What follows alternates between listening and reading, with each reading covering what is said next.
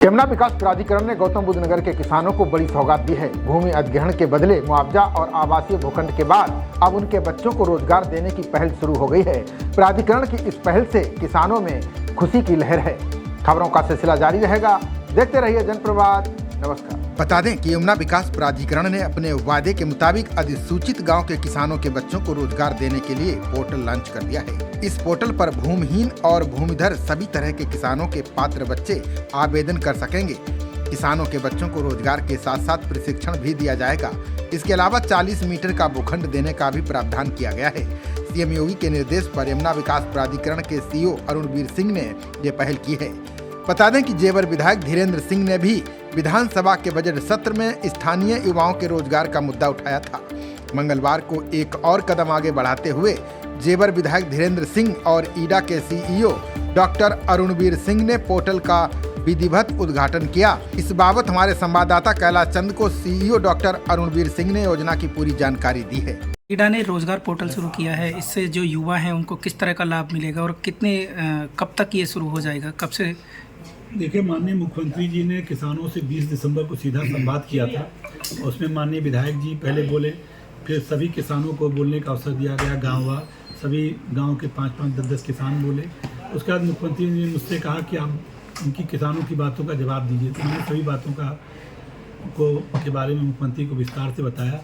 तो उन्होंने कहा कि इनके रोज़गार के लिए क्या कर रहे हैं। तो उन्होंने बताया कि अभी इंडस्ट्री हमारे यहाँ 10 इंडस्ट्री फंक्शनल हुई है और जैसे जैसे इंडस्ट्री फंक्शनल होगी हम अपने अलाटमेंट में किसानों के बच्चों को 40% बच्चों को रोज़गार देने के लिए कमिट कर रहे हैं। उनके योग्यता के अनुसार, उनके शैक्षिक योग्यता के अनुसार, अगर वो वर्कर के लायक हैं तो वर्कर, अगर वो इंजीनियर लायक है तो इंजीनियर, ऑपरेटर लायक हैं तो ऑपरेटर, जो शैक्षिक योग्यता है। तो मुख्यमंत्री ने कहा नहीं, ऐसे नहीं चलेगा, आप इसको ऑर्गेनाइज करिए, स्किल सेंटर बनाइए। हमने कहा सर हर गांव में लाइब्रेरी और स्किल सेंटर हम बना रहे हैं। बोले नहीं, इसके लिए एक आप ऐसी पहल शुरू करिए जिससे कि ये ट्रांसपेरेंट सिस्टम हो।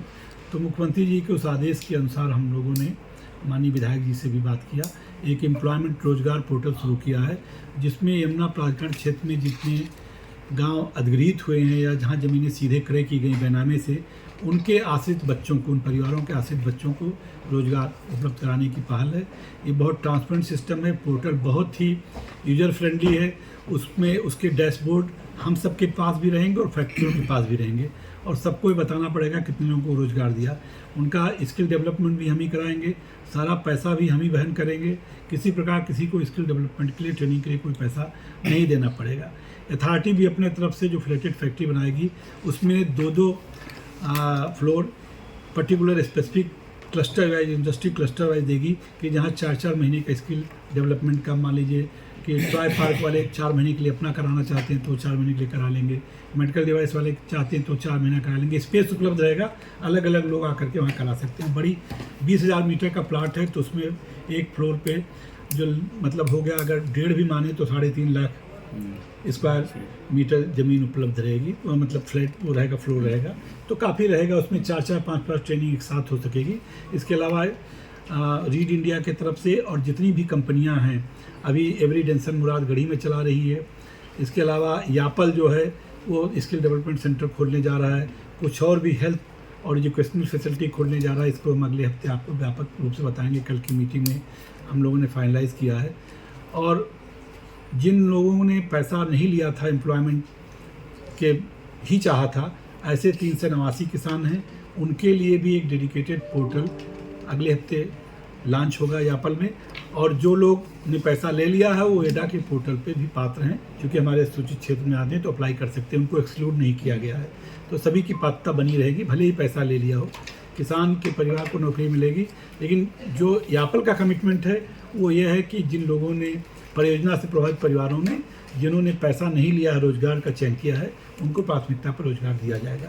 लेकिन वहाँ भी अन्य लोगों को भी अवसर मिलेगा। ऐसा तो प्रक्रिया है। उस पोर्टल पे और लोग भी अप्लाई कर सकेंगे। उसके लिए भी हमने एक अलग से उनको विंडो बनाने के लिए कहा है। सर, इसमें भूमिहीन किसान जो है, जो किसानों के खेत में काम करते हैं, उनको भी वरीयता कुछ दी जाएगी? ये आपने बहुत अच्छा प्रश्न पूछा। तो भूमि किसानों के लिए जो एयरपोर्ट में भी और यमुना अथॉरिटी में भी जो नए एक्ट की मंशा है कि जिन गाँव में लोग भूमिहीन हो जा रहे हैं उनके लिए भी रोजगार के अवसर मिले, तो उसको भी हम ऐड करा रहे हैं। आज के लॉन्च में वो नहीं था, लेकिन आप लोगों ने ये सवाल उठाया और पूछा, बहुत ही अच्छा सवाल था।